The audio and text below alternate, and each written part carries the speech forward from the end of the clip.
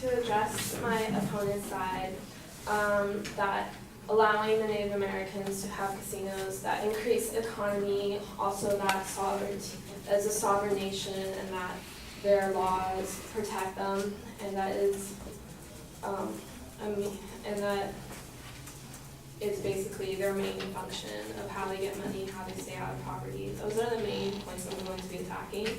For the law, it's true that the Indian Gaming Regulatory Act is defined as tribes could operate full-scale casinos gambling on reservations in any state that allows such gambling anywhere within its borders, provided the details of operations are set forth under a tribal state compact.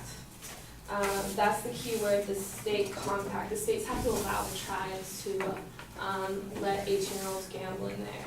And states who don't want it, and Indian reservations could also choose not to have 18-year-olds gamble there, and then states could deny the casinos to allow them to let 18-year-olds in. And also, there's the federal law can impose the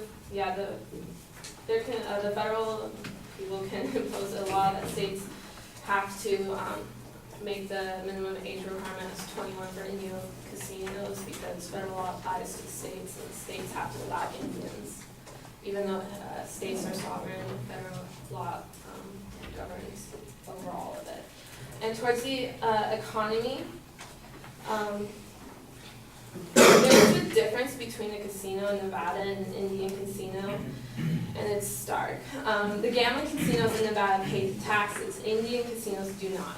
The Nevada casinos are strictly regulated and policed. Indian casinos are not. Nevada casinos require minimum fair rates of returns for slots. Indian casinos do not, and are free to charge out the random operating chips in these slot machines whenever they want. Pretty much anyone could walk in there under 18, and because they're not very highly regulated or policed. And the main thing is that they don't get taxed. The money that they make there is not taxed by the state because they are a sovereign nation. And that is where some corruption occurs. In a quote here by the Indian Lands, Indian Subsidized, and the Bureau of Indian Affairs, the bad news is that the current Indian gaming regimen creates unequal treatment, and it has generated a large and wasteful lobbying industry. Another possible negative of tribal gaming is that while it has empowered tribal governments, it hasn't necessarily empowered individuals. One reason is that tribes have an incentive to hoard gaming profits and provide services to tribal members rather than paying out the profits, because individuals would face federal income tax to the payments. And so instead they hoard the money for themselves. Also, one thing about the casinos that doesn't stimulate the economy is that jobs created there don't necessarily always go to the Native American residents. They say that 75% of those jobs go to non-Indian employees. Areas of extremely high unemployment with high density of Native folks are the exception.